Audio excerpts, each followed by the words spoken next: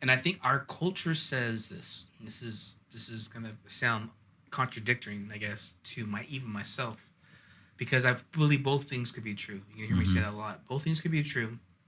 You shouldn't care what people think, or you shouldn't care what people think to an extent. So you shouldn't care what people think that don't really matter. But then again, you shouldn't care what people think, but everybody matters.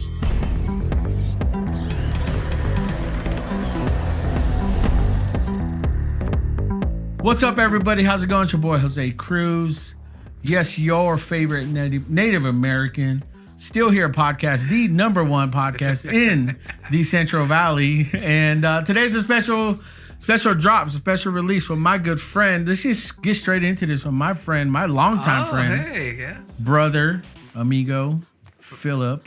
Yes. I don't know if, do you want to give your last name?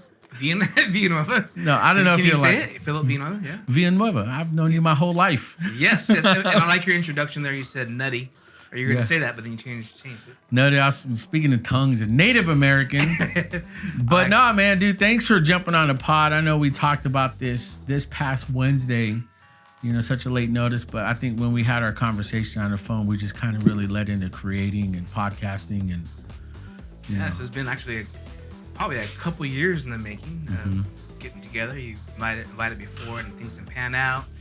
Okay, all right, we gotta go. I was like, hey, I'm gonna bombard you with all these questions. I'm like, I'm scared not sure. you. I'm not sure, but glad to be here. Gotta be here with the Still Here audience. That's right. But I love you, man. It's been many years. I've known you since you're a little guy. Yeah. We're both little, in all ways. Yeah, it was like now we're growing this way. We're married, the married life. Yeah, the kids and the families. So I love it. And that's cool, man. I know. Again, yeah. Thanks for your time, man. And also, we have the wifey here on the pod, of course. Yes. Hey guys. Hello. She takes her. I snuck myself in earlier. She tucked in. Yeah, she taking her own shot now. But man, let's get into it. I know it's been a minute since we just again trying to get you on the show and just catch up. And we've been hanging out, working with each other, doing things. Showing each other stuff, and just I've been on your show, at one time, and I mean you got a lot going on. But before we get into all that, man, let's get to know you, kind of where you're from, and obviously where we grew up, what you've been doing your whole life. Because I've known you to do a lot of things, a lot of things. You're like, man, ministry, work, church, life, everything, man. As a musician, worship leader, there's a lot of stuff. You're a jack of all trades. And so let's get to know you, man. Master of nothing, I know. Yeah, just trying.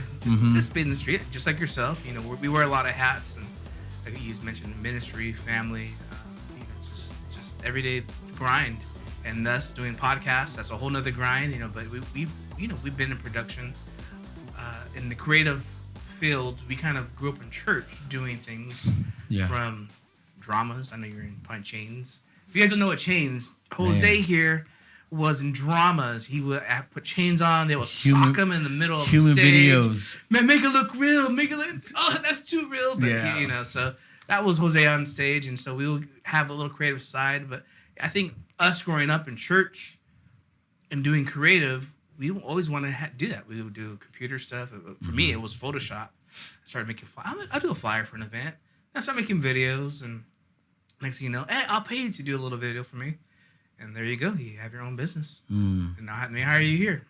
Yeah, I remember you had your offices down the street from the Wilson, right? At one time? At one time, I had a little office there in downtown. That was a little tiny office, very affordable. They're down from the Wilson, Wilson Church. And so it was a great opportunity there for a minute. I loved it. Man, I remember walking in there. I was like, I thought it was so dope. And in my mind, I never fathomed being in the media industry, and I couldn't comprehend, doing what you were doing back then. Now that I'm in it now, I see it's like you've been doing this for a long time, media production, content creating before before YouTube, for quite a while. We've content before there was content we called it content. It's just like gotta just do a project. And now it's just like, let's be creative. Let's have more content, more opportunities to make something a different way and repackage it and just like go viral. Like, what? Go viral? What's that? So it wasn't. We didn't have social media, on our younger days. Yeah. But now it's just I love it that our kids, your kids, could just grab an app and do things, and now they're behind the cameras and working. I can't wait till my daughter grows up and does all that. Yeah, and I feel like that's what I think. Growing up into that and I tell a story when I first got behind the camera. I was at serving community service at Cornerstone, and I remember I think it was Patrick and who was a guest on here you had before? Yeah, shout out Patrick, man. But who was the old school sound guy with the cane? Yeah, they call him Vinny, the team, because look like Vin Diesel, but yeah, but he had an older guy. But I remember there were Ed. Remember Big Ed? Big Ed, yeah. And he was like, Jose, man, Cruz. I forgot his name. He's an amazing keyboard player. Yeah, I forgot his name, but yeah. But he was like, Jose, we need you on camera, and that's kind of where the itch began, because I was like, I don't want to clean toilets. I want to be on this. So that was my community service, and I remember being younger, that planted a seed in there, and then. Like community service? Yeah, like community service. Really? Yeah, I was. Okay. Yeah. I thought like Philip's gonna find out a lot about me today. Yeah, I was on parole. I was on the run. No, I wasn't like on parole. It just it was dumb. You guys go check out my other podcast. Okay, we're gonna confess right now. Jose, what did you? No, just kidding. I threw a chair at my principal. Wait, you threw a chair at your principal? Yeah, that's when I got expelled. Did you throw it back? No, we almost fought though, man. Okay. But he didn't press charges because. Yeah, you guys check out. Philip doesn't watch my episodes. I didn't catch that one. Okay. No, I didn't catch that one. Okay. But again, that's where now I'm here. I'm thinking about where I started, and I remember. I think my mind was all focused on ministry because again, you played at the Visit Arrow right down to Old Cornerstone. I remember that's where you had your long hair. Yeah, I started playing when I was probably 11 or 12, before the long hair. Keyboard. Playing the baby grand. Okay. The baby grand. I was playing 11 in the main church, and then in youth, I started playing the keyboard. Okay, that's right. And then I grew the hair out. You're a sinner. I remember pastors. You're better than that. Having long hair. I'm like, I have no idea. I'm gonna try everything. Yeah. I was really skinny. I think 130 pounds with long hair, and I tried to grow a little bit. They said, "Are you trying to look like Jesus or a disciple or something?" I'm like, man, why are you hating? But I remember one of the songs you played was "Just Give Me Jesus." Oh my gosh, you're taking it way back. Seriously, just give me Jesus. I was like, dang, Philip, let's go. I remember those days. Okay, yeah, I remember that. Now, do you know who originally wrote that song or where that song came from? No, Really? I had no concept of who, musician, video, anything. I was just this little kid from the streets, man, just showing up to church. Yeah. The godfather of gospel music, Andre Crouch, if you guys know. I remember Andre. I know him now. Jesus is the answer. Yeah. For the world today. Take Me Back. Yeah. Take Me Back. Yeah. Bro. Those are all the songs I think he did when I think about the Lord. I could be wrong on that one, but man, I love that song too. That's one of my favorites. I think you were talking about that. Yes, bro. And again, I remember you being in worship, and I think when I got into ministry, I've always wanted to be in ministry because I saw you do it. I saw Calm. I saw Eddie. I saw you guys were higher calling.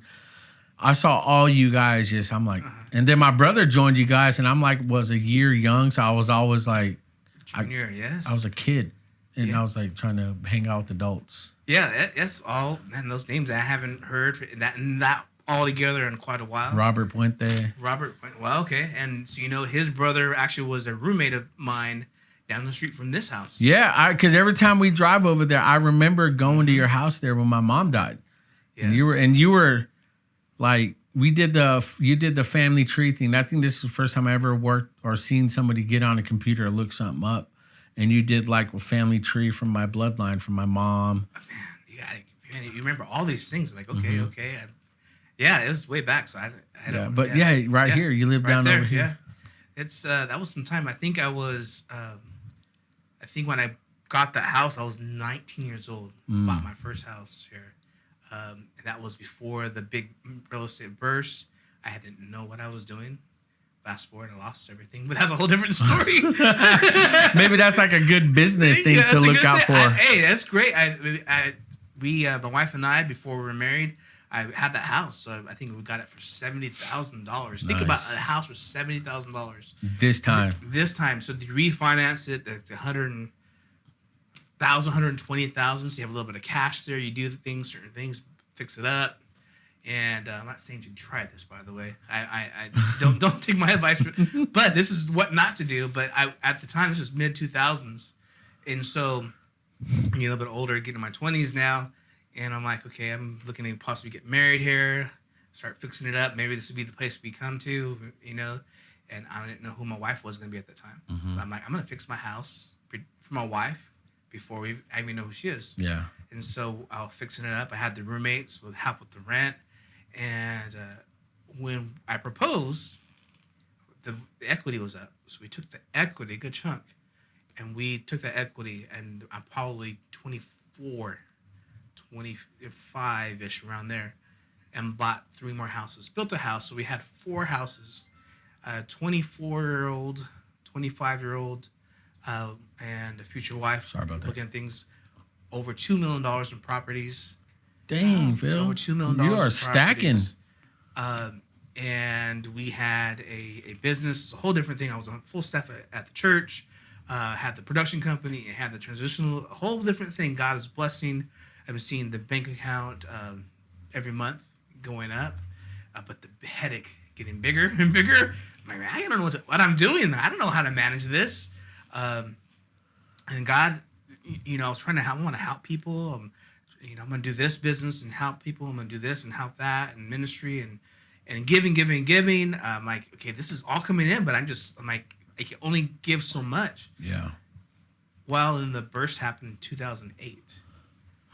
Long story short, we lost all the properties, but God opened other properties up. When it burst, we had 2 triplexes, renting 3 houses, a whole bunch of a lot of different properties. We had transitional living homes.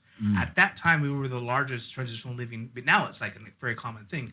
We were far as beds, we had a lot of beds, helping a lot of people out off the street, dual diagnose, all these different things. But my wife and I, man, what are we doing? This is something we've never done. We don't know. Nobody taught us anything. We lost everything. $2 million. We lost our home, everything, and we lived with my in-laws. For now, many of you out there are like, oh man, you lose everything. What do you do? And so I remember, man, I had to humble myself. We had to move with the in-laws. He had all this going on. He had a 3,100 square foot, 2-story house, $500,000. I think it was $800,000. At the time. I don't know. The payment on that was like $5,000. 25-year-old. 26-year-old, and you were making that, and taking that plus every other house was $2,400, $2,200. Big. I'm like, man, what am I doing? You got to show me different things. And the burst happened when we lost everything. Back to my in-laws. God, this is in your hands. It broke my wife and I. We're losing all that. Well, 2-3 months go by. Our realtor says there's a bank-owned property down the street from the house I used to live in. It was this X amount of dollars. It was like a third of the price of it, and it was because it was bank-owned. They took like next to nothing. Really? And so the payment on that was drastic. We got to restore that. Of course, my mom. Hey, that's a whole different story. But when my mom passed away, I'm like, what do I want to do in life? Do I want to do this? I'm like, I don't need to make that much. I don't want to live on making money. I just want to enjoy family, enjoy ministry with my family. And ever since then, it's just like, we're just happy. We don't have the nicest anything. We're just doing what we can. But God's restoring. Well, I think I never knew none of that. Seriously, the first time I'm like, what? Like, this news to me, man. Like you said, being so young, you said, young people don't do this, learn from me. What do you think you could have done different? Now that you have the business mindset, now that we're in this new age of money and social media, making money, all that, selling yourself as a product, what would you have done different? Oh, there's so many different things, but it was very expensive lessons. A $2 million lesson that really, that puts pressure not just on marriage. That's loans one thing, but it puts pressure on, I'm sure you could probably think, okay, man, I gotta pay the PG&E bill. Do I have enough for the mortgage? I have enough for food. Can you imagine multiplying that for 4 houses? And then you're taking care. I'm like, how do 20 something? So the lessons being learned, there's so many, but one is practically, take Dave Ramsey. Just kidding. Yeah. Dave Ramsey is great right there. It's just, you gotta spend within your means. You need to save. You need to, those believers that tithe and give back to the church. Don't take credit out if you can. I still deal with a lot of that stuff. And so, and one caveat, it's actually a bad one, of that season. It took many years to come out of that because I didn't do my own. I had other people do my books. And so I tell this now, it's a testimony, but we owe like probably $70,000 plus in taxes because we didn't know, like, what? We don't know what this was, what that was. Like, where's the receipt for this or where's that? Stuff under a cushion. I don't know. Just we were just trying different things. We didn't have the most strongest system, so it took many years for us to pay that. That's why, like, okay, well, people think, well, you're making all this money, but no, we're reaping the consequences because we weren't wise. It wasn't because we're being foolish and going on all these trips, because we just didn't learn. Nobody took us and mentored us, and we never sucked. You gotta seek help. So now, as far as lessons learned, is just you gotta put God in your finances. You make purchases, thus in creative content. We spend money on cameras, and we spend money on tech stuff. So it's for the ministry. Yeah, it's for the calling. It's for the calling. No, and we try to convince our wives. The thing is, we have to be in sync with our wives. Yeah. I think that's as far as our lesson is like. I think we put so much energy within the business that we need to focus on each other. Even though we were good, I love our marriage, and we laugh a lot. It's just that time it was hard. So I thank God for those times. That's proven that we couldn't get through anything.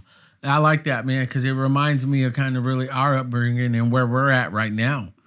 And God has been so good because, again, just 3 years ago, my business just started flowing. Our business, and one thing I'm very aware of, too, is that I can't just say I started this, because when I first started Kairos Media, I could only get me so far, And then when we moved here, started our show with Nemo and or partnered with him. Great show, by the way.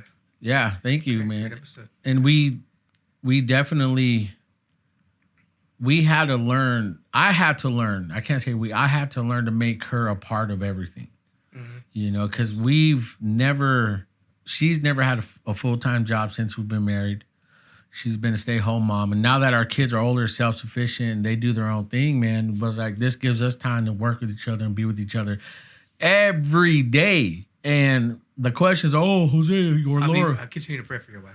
Well, see, that's what I'm saying. We hear that, but that's the thing. Our marriage is so different that people always ask her that, oh, how do you put up with Jose? It's like, no, we love being around each other. So me including her in all this and making her learn this stuff, she's a huge factor, a part of all this. Because if I were to die again, I know she can continue the business because I have her editing too. So, and I think where we've She's learned. Smiling right now. I love you, Dad. Yeah, well, I've learned to now include them, and then especially the financial stuff are learning now with making this amount of money, man. We're very careful. With everything we're doing now, like you said, we're putting God in our finances, and He's blessing us so much more. And it's not even financially, man. He's just blessing us with His favor amongst the people that just out in the work world, man. We're getting favor every day, and to hear your story, at least that part of it, man, it makes sense to where you're at today, because you're doing a lot of stuff still. You're still in ministry. You're still helping creating content. You create. Well, you build websites too, right? Yes. Yeah. See, you build websites. I remember going to your house, and you had your office upstairs. Okay. Yeah. And I remember I'm like, that's when I was starting. Yeah. And I'm like, I'll never be, my mind's like, I can never achieve this, you know? And I was like happy for you. I was like, this dude is like, I want to be like this now. Cause you knew me. I worked in news, had a pretty good job there, but it's just, I was never satisfied. You know, and to hear your side of the story of where you've struggled and where you've grown at, man, maybe someone, again, a young guy, man, a young person, you know, young adult learning to get into business and get into stuff. What are the steps you think you've learned now that you wish you would have done in starting a business? Because you said you had somebody to manage your money and you're like, didn't know. You just got to know your left hand or what your left and right hand are doing. If I had to do it over again, I think now people have, because of TikTok and Instagram, they see the reels, you know, doing a trust, doing an LLC, doing all that earlier in life. You know, the time that your daughter's age, you have a few $1 million. You know what I mean? It's like, never heard of that stuff. I wish somebody would tell me that beforehand. And I want to do that now for my daughter because $100 a month or Roth IRAs and all these different things. Like, who talks like that? I grew up on Marx and Ashland. You know, I remember that. I didn't know anything about those things. So I wish I knew that side. I mentioned before the spiritual side, but it never stops. It never stops on learning. I mean, this is a new venture, talking about content creating right now and doing the business. My business is different than it was 5 years ago because the focus might be a little different. I might be focusing on, I never thought I'd be back in video. I'm still not trying to do video, but it's a lot, man. Yeah, I'm doing it because of the podcast, but I'm doing more of the digital stuff, the websites. But AI is now changing things, so now I have to learn different things or do it in a different way, and so it's a journey, as you know. Well, how do you feel now? Because our generation is that generation where we had no internet, and we grew into internet, and then we grew into social media, so we knew the time before and now in it, and like you said, you're in the video now, and I feel like this is a good segue to do what you're doing, get into what you're doing now, man, because as content creators, I never thought I would be in this position where I'm just shooting video and I work from home and I'm making my own time, and my daughter, same thing, and my wife, same thing, and to be where we're at now, a lot of people trip out. It's like, you do what? You make what? Well, it's like, and now, but we didn't have this, 15 years ago. Yeah, we had the horseback riding, we had in the snow, we had to travel, we had to, mail, write letters. No, none of that stuff. But we're not that old. Send doves. But again, we're on it again, on this, getting back on the topic, you said that, starting a business, with the Roth, investing in, this generation now, I'm jealous, in a good way. I'm like, but I'm happy because we didn't have this growing up. We're the school of hard knocks. We're the pioneers of production, content creating. Tony, I look at what he's been doing. Shout out you, Tony, man. We're laughing because of my last podcast, or my podcast I had you on. Sorry about that, Tony. Yeah. Did feel wasn't there, but sorry about that. You got a 90-year-old virgin, man. And so that's my boy. Philip is But again, I noticed 2009, 2009, 10, 11, this dude was creating content. Him and Lodo were doing stuff. And it's like, I'm like, what are you doing? And he was way ahead of the curve. That's when like Casey Neistat was doing it. That's when all these up and coming, the Paul brothers were doing that. And you had no idea what's a vlog, what's that, and then to be in it now, it's a different world, especially for us being so old. It's like, I love our age though. We're not too old where we're not disconnected, but we're not young enough to be around this young crowd, but we have legit the experience that they don't have, but yet we're not as old as these old people. We're like prime. It's the new prime. But I have to say, I've talked to you this, privately, but publicly, just nobody could take. You are the pioneer here in the Fresno area, in even Nemo, as far as doing podcasts. So that is great. You talked about me, and when you're growing up seeing me. But seeing you do that, I'm like, hey, that's great.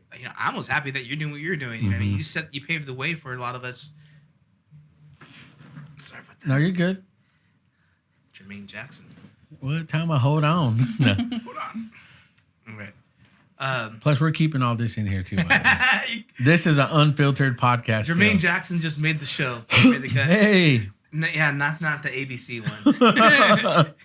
But again, like you said, pioneers of it, man. I mean, I appreciate that. I talked to Nemo today, and I was talking about our conversation. You know, I was like, man, he was very adamant, and I received it, man, because I never knew I would never consider myself a pioneer here in the Central Valley. I've heard my buddy Micah Daly, Central Valley podcast. I think you know about him. Yeah. You know, he said the same thing. You did, a few others. You know, Chris Wilson, and never really thought about it because I never thought I'd ever be here. You know, especially this time we're in. You know, like you said, these younger people, man, they just have everything at their fingertips. Yeah, they're doing great. Some are making good money at a young age and doing content creating. Literally, she's dope. Again, you are a pioneer and everything, and we might do things a little bit different, but because that foundation was there, you could see like, hey, you know, they're doing. There's so many of us now in podcasting, and you know this. We've had many like, I'm gonna do a podcast. I'm like, great, do it. But I'm like, okay, are they really up for the challenge? It's a lot of work. It is, man. It's a lot of work. So especially not getting paid too. not getting paid, you know. So if you're looking for sponsors, yeah, we're looking for sponsors. We're looking for sponsors. Yeah, too. Definitely. That's your camera right there. So speak to that camera, Phil. Where's the camera? Right there. Millionaires, billionaires, very welcome. Just kidding. Very welcome to sponsor Still Here podcast. No, that's Still Here. You know what? If you sponsor, he'll sponsor us. So. I'll give him money. Yes, that's okay. But no, it's great. It would be great doing what we do and get paid for it. But I think you know that the reward in content creating is far beyond $1. You know what I mean? I for me, it's one we love to create, and for me in the hat of ministry is like, hey, for one, and we talk about it, you know, the Overflow or Kingdom Talk. I'm on radio with Dennis McCourt and Lodo there, and then Overflow with Lodo for about a year. We did that, and we want to just be a light, you know, whatever.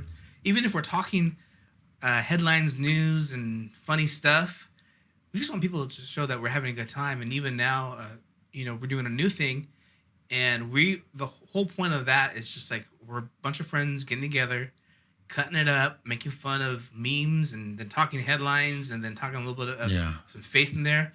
It's not taking ourselves too serious, but I feel like we can still be a light. You know, we're not saying some crazy things. We are saying some crazy things, but if you listen to this, you gotta listen to it. Omar does say some things, and I do leave it in there. You had Omar on? Omar? What? Omar Gonzalez. Oh, okay, I thought you meant Ompi. Ompi, yeah. Oh. Yeah, maybe soon. We'll see. If you're watching this, so you know, so it never ends. But the reason why we do it is because we love creating, and for me, you know, I just want to be used by God in whichever way to take my talents and my family's talents and glorify Him. You know, just out there in what we do. Yeah, and I think that sets a tone, man. Because I think one thing I've learned here, because with Unfiltered, man, we became really unfiltered. We did. And that's one thing about me and Nima. We're the same, you know, hard-headed, stubborn, but we still, you know. It was, you didn't filter a little bit? No, we had no filter. And that's kind of really, that's how I live my life too, you know. So, but what's still here, obviously we've talked. Like, yeah. You know, but we've been hanging out. And I love how our conversation was Wednesday night, because you said every time we talked, it seems like we're making up or apologizing or just trying to like backtrack. And, you know, and I think God has really matured me. But God has really changed my life this past year. 2023, man, I'm 42 and I'm finally maturing, you know, and I think what's still here, I'm still very unfiltered, but I'm very aware how I talk, or at least try to be. But I'm not hurt no more, man. I don't call people out because I was hurt or because of that. You know, and I'm careful, especially as podcasters and content creators, because what we put out, man, people are going to hold us to. You know, and I think I'm learning that more because that's happened to me before. Unfiltered, I'm trying to be encouraging and motivational, but I was at a brewery and I was doing some work, and I guess I hit on a dude's girl and tried to fight people because I was wasted. You know, and then that next day I was all talking about we need to respect people, blah, blah, blah. And this dude's like, that's not how you were at so-and-so spot. I'm like, dang. Yeah. You know, so we're careful. Yeah, I mean, they hold it to us. I mean, good, bad. I mean, you could say maybe the wrong thing, and that's about myself, and it holds you accountable. People hold you accountable to what you say. You could also say something right and take a stand for us. Of myself and Lodo, I know that we're doing Overflow, and we will get messages, you know. And I thank God for the feedback. Thank God for the audience, and I'm okay to hear like opposing views. Nothing wrong with opposing views. That's what we want. You don't want to.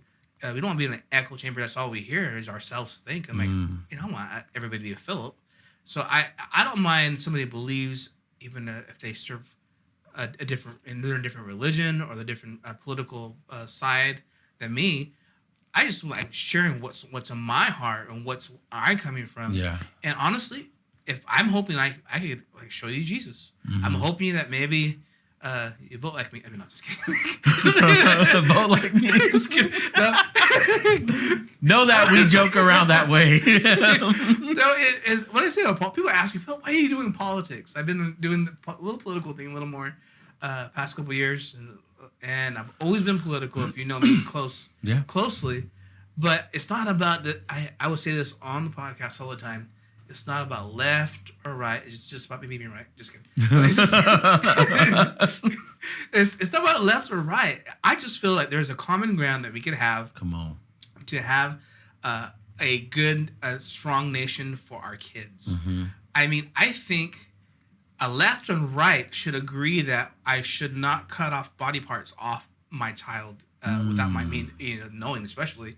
We shouldn't be doing that behind my back. Come on. What's the government stepping in my family? So that is not a left or right thing. What's wrong with Philip speaking up? And they said, and I say things like, well, or you're being this, you're being against this. I'm like, no, you could do you. Yeah. Do you, live your life, whatever. But you're under 18, I'm like, that's child abuse. That's just child abuse. And so that's what I take a stand on is this. It's for I have one daughter, and I am trying to help make a better place for my daughter to grow up, my grandkids. And so that's why I'm involved politically. Now, of course, I'm a little junky in it. I have fun with it because,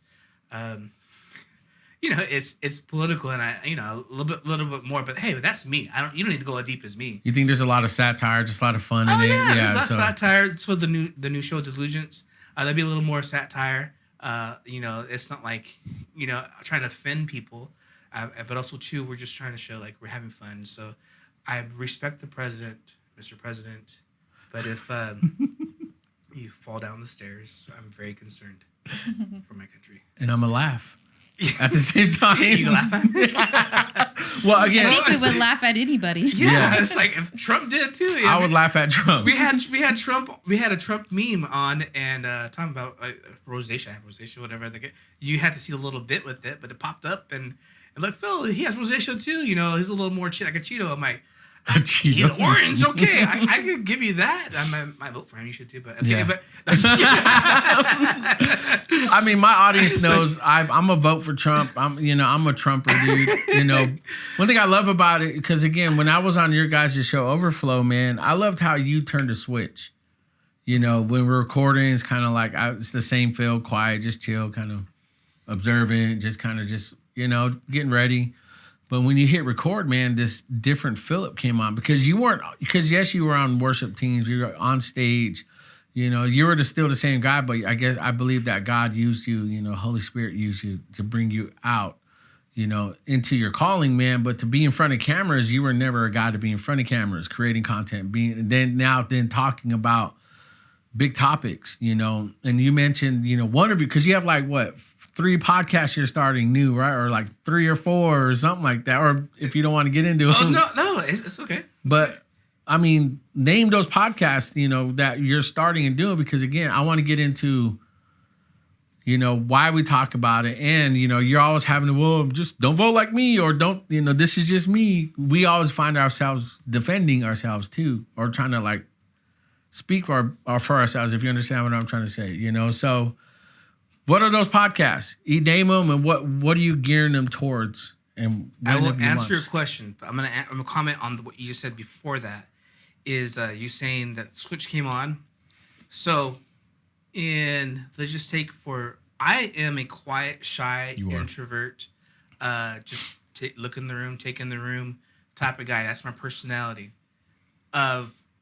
In a crowded space. If you know me one-on-one, it's a little different, of course. Just like all introverts. I'm probably an omnivert now, which is a little more that you have in your environment. You get to do certain things.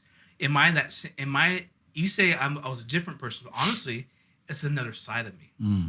It's the sum total of the personality. Is you could have a wide spectrum. It's two sides of the same coin.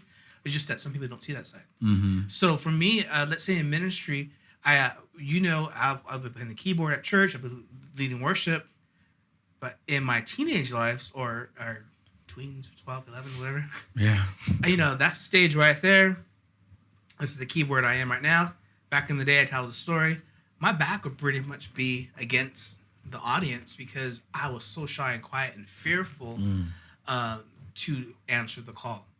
But one thing I learned in my walk is that being shy and an introvert could be an excuse, and it become a stronghold in the sense that shyness is actually still it's pride.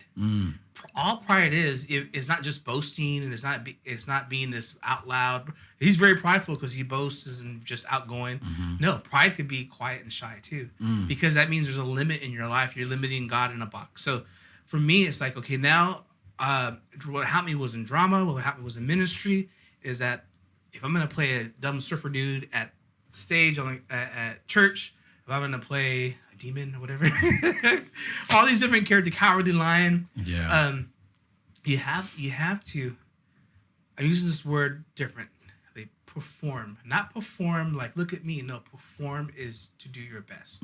My performance, my I need to do my best now, and that I can't rely on my feelings because my feelings always change. So I ask like God, I'm gonna go all the way. Right now, I have sinus infections. I want to go take a nap, but I want to be here with you. So both things could be true at the same time. So it's like when podcasting, I'm like, what?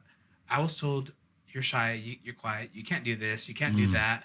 All these different things put me in a box. I'm like, no, but I have a desire that you never asked me to. I want to do those things. So I've always wanted to do radio. Now I'm coming to answering your question. So a few years ago, God opened the door for me to be a guest on the show. And then fast forward, after a few months, I eventually became a co-host on the show. So we're on the radio station with Dennis Court, Lodo for Kingdom Talk. Well, at the same time, Lodo and I were talking about doing a podcast. So you've had him here, him and Matai, when we started a podcast in last July. So we did a whole year, 40 episodes. I think you do 12 episodes per season. So we did one full year. So it's a great journey. It's been a great journey, and God's opened the doors. There is a pause right now. We'll see what God has in the future. Yeah. He will have his own announcements for what he's going to be doing, and we'll see what God has forward. Him and I are still doing stuff. Him and I just did a show today with Matt White at KXCX. We had a whole hour show, and that was great. That's going to air this week. This Saturday. Or today, because this dropped today on Saturday. Oh, yeah, today. Yeah. Yes. Today. So, yeah, okay. Where can they listen or what they can find 1550, and I'm forgetting the FM right now. Forgive me, because it's brand new. We're on an FM station, forgot. So God opened the door with that. So we're doing that show. We pause Overflow right now, and then so we're doing Delusions. Now, Delusions is basically a made-up word. I told you about this. I love the word deluge in a worship gathering. The pastor was talking about deluge, a flood of his presence. And then I was kind of doing some research and the convergence of converging. I might start combining the two words together, convergence and deluge. Delusions. Oh, okay. Made it so nobody else has the name. It's easy to find it. Nobody else has that podcast. Yeah.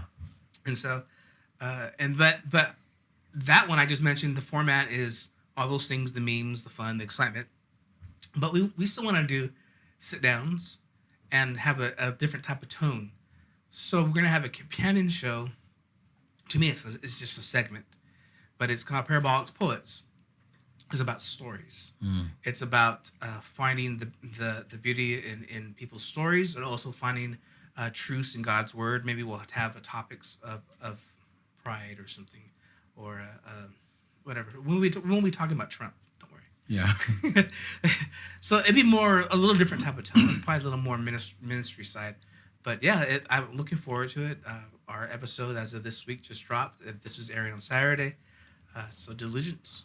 Okay, and where are you on YouTube? Are you on Apple Podcasts, Spotify? We're on all the platforms. Okay. Yeah. All right, that's cool, man. I like, again, because here's the next segue to that, too, because, again, we're doing this because really these are big passion projects. And, this really, I never thought in my life that I would be podcasting, getting into this type of, content creating and finding out, hey, man, this is what I love to do, and I got to be consistent. And that's the thing, consistency is key.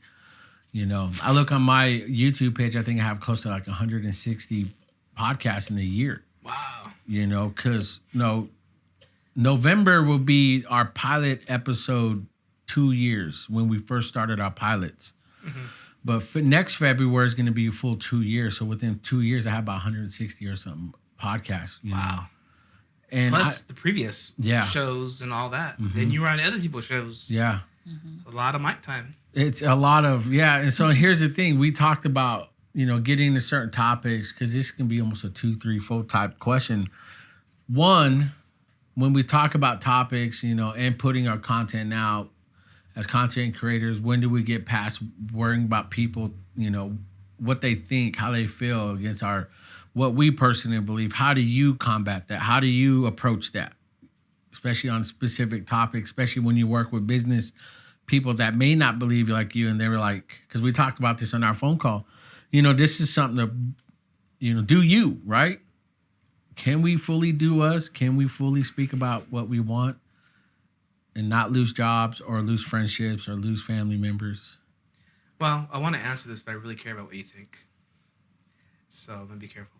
Yeah. I want to have friends too. No, I'm just kidding. It's just, I've heard you talk about this, and I'm with other people too in your other episodes, and I think our culture says this. This is gonna sound contradictory, I guess, to even myself, because I believe both things could be true. You can hear me say that a lot. Both things could be true. You shouldn't care what people think, or you shouldn't care what people think to an extent. Mm-hmm. So you shouldn't care what people think that don't really matter. But then again, you shouldn't care what people think, but everybody matters. So that is crazy. Why does that matter? Yeah. It matters. You're like, what? Play that back, rewind. You just confuse himself.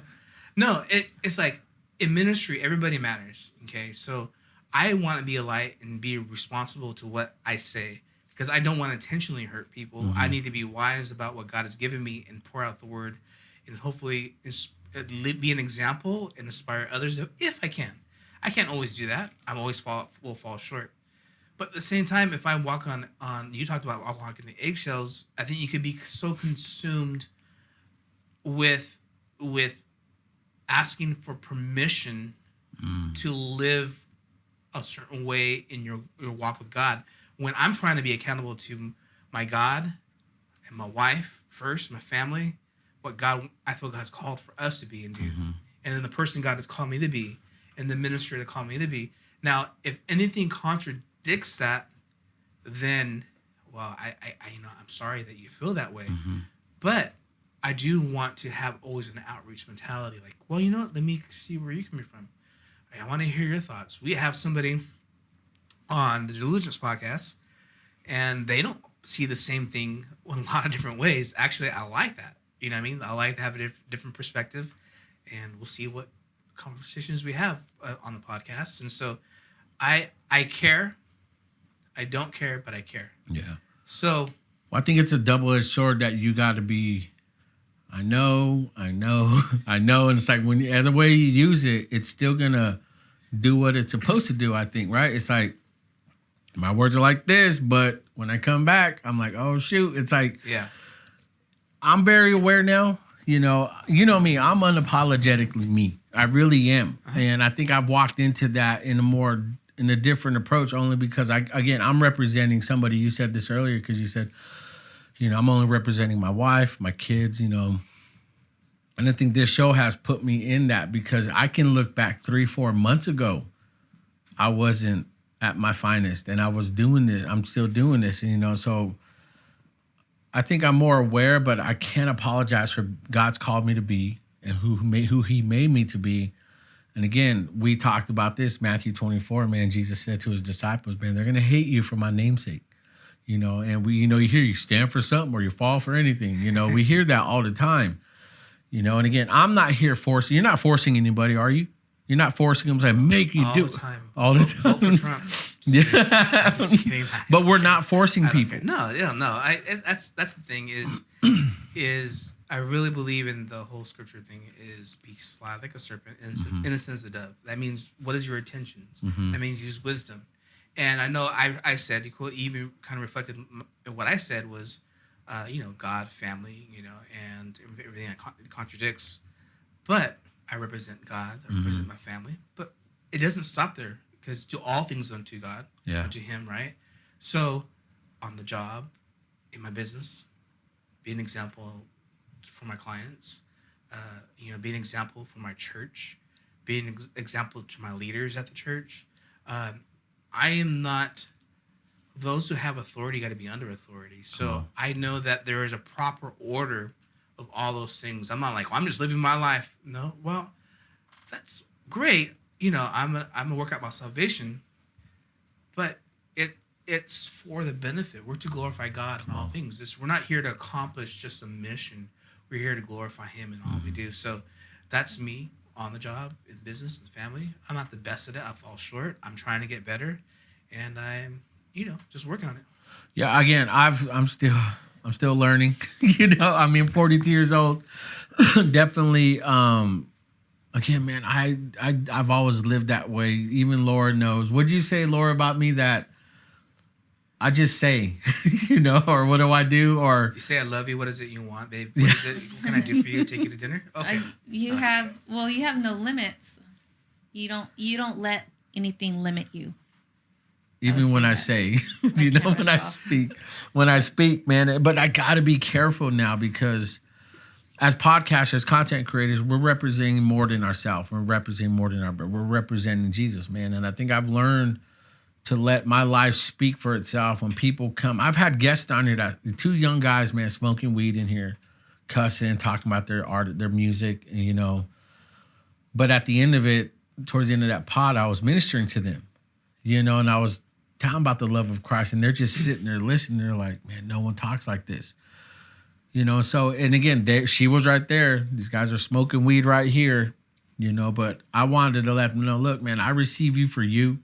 I can't change you, nor do I want to, but I pray that seed was planted. And I think that's kind of the misconception of Christians and God in today's culture is that you want to make us, you want to change us. You saying you can't be this, you can't be that. You can't identify as that. No, it's not that a matter of you can't. Experience Him. Yeah. Sorry about that secondhand smoke. I'm sorry about doing the line. I have a humor in there sneaking in, but I'm not. I tell my wife that my wife knows this. She'll tell you. I tell jokes for my benefit. If somebody happens to laugh, that's a plus. So I tell jokes for me. But hey, just say what you're saying about you were talking about calling right now. You're talking about living for ourselves, and you're talking about your wife. Just basically, you say what you say. I think, like I told you, as a shy, quiet person, and somebody who's a little more extrovert than than me. We all deal with our sense. Like for you, you might feel like, God, where do you want me to bite my tongue? For me, I'm like, God, when do you want me to speak up? So I think what you do is trying to reconcile those two different things, and you find this way. That's what I'm saying, being sly like a serpent, innocent as a dove, using that wisdom. And both things have to be. You might struggle with biting your tongue. You know what I mean? Honestly, and the thing is, but God made you the way He made you. That's actually a gift that he made you a little more extrovert, that you could say things, you could be a little more honest. You're observing things all the time. Mm-hmm.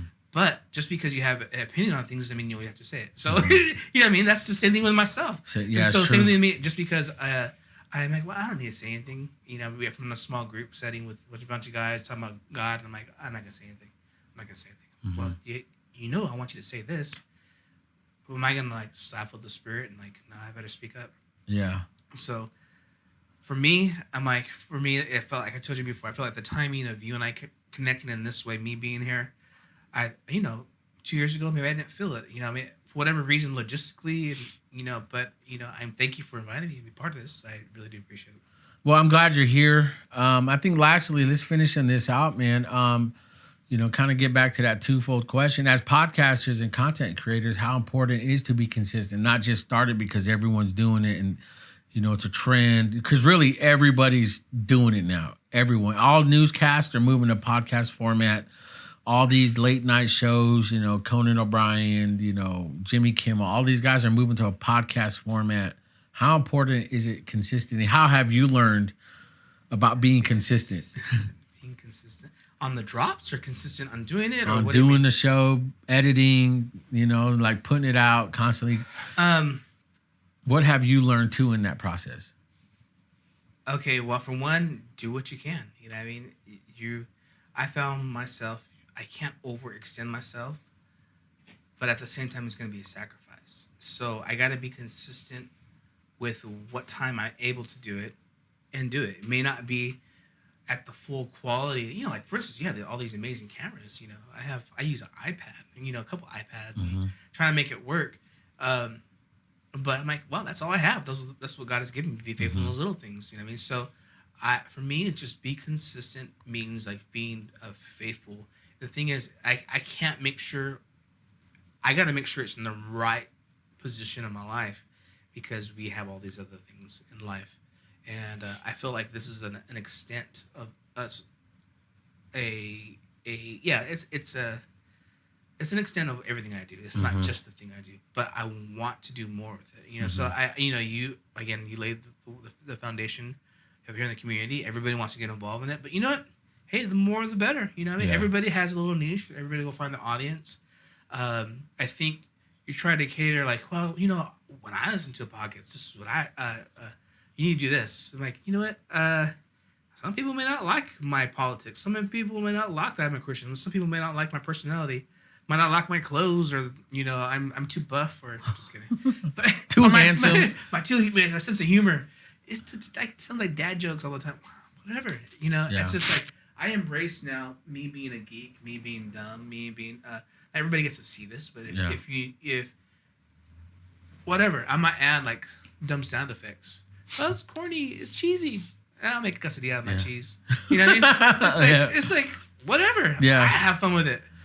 People will draw into whatever. It's like, I don't know what to say about that. Well, I think what I've learned and gleaning from you guys, man, other podcasters too, man, and again, I try not to follow the hype of things, and I want to make sure there's more foundation before hype, because hype fades. I'm not a guy that I want to do it because it's trending, because we've had people that want to come and join the show, but they come and we're in, and they talk about everything they've ever experienced in 20 minutes, but they have nothing else after, and it's like the hype of it was gone because now it's actually work, because it is work. It is like sitting there editing, because I've seen your overflow, man, the way you do your editing.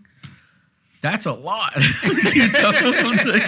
I'm like, you're the right guy for that type of editing, man, because that's why I invested in money to do that. You were doing this manually. I'm trying to do the switch. Yeah, all the switching that they're doing, all those switching. Go do it. Like, okay, all that stuff. That's me. Cut. Yeah. Cut. No, and the thing is, I've had some of the same equipment. I just haven't connected. Well, I spent $1,000 on this. But I don't need $300 for this. I don't have that $300. Okay, I have to wait another months go by. I'll build. So I just buy what I can. It's like, Mia, no dinner tonight, so we'll get this. So it's just I try different things. Yeah, well, that's what I've learned. Because again, people see this, or I didn't have this 3 years ago. Yeah. When I started my business 7-8 years ago, I didn't own one piece of camera. I was borrowing cameras, and I had no money. I had nothing, man. I was leaving a great job at China 26, and we're still broke, struggling. You know, and it was like, man, God, what do you want me to do? So when I finally just got my foot in the door, man, I started off with the Canon T3i with the kit lens, and it wasn't mine. And once I got that Canon, I was like, I knew I'm never going to be using Canon ever again.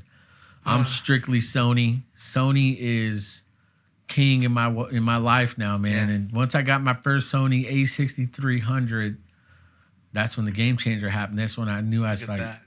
I'm salivating with all that equipment talk. yeah, it's like, you know, but again, it's a blessing to know. Again, people don't know the story behind the glory. All they see is like, dude, you've been doing this for no. Yeah. Yes. And that's where you're at. Yeah, I know with Overflow. I mean, I praise God. I think we have like over 100,000 total views of just the channel. I think close to 1,000. You know, and with that in the season finale, and nice. I think we have this Canon. We're still using it. I was hoping we didn't use it. I think I told you the story. The Canon that we had, the DSLRs. If you guys don't know, watching podcasts or cameras, it records every 12 minutes. It'll turn off. Yeah. So we were recording like, oh, I was off the camera. Oh, going wide. Oh, using an iPad. Gotta zoom it.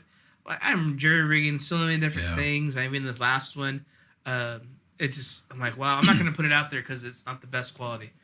I totally get it, but you know what? This is my best. Yeah. And I think what it is like, you know what? Make fun of my XYZ. This is not that, and this should be this. Not, you know, everybody's trying to like be a movie critic, a podcast critic. It's like, if you don't like it, don't.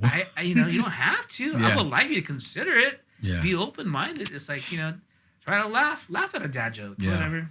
Well, I think it's starting somewhere. Yeah. And again, I think one thing I've learned was comparison is the killer to all your creativity, to you stepping out in your confidence.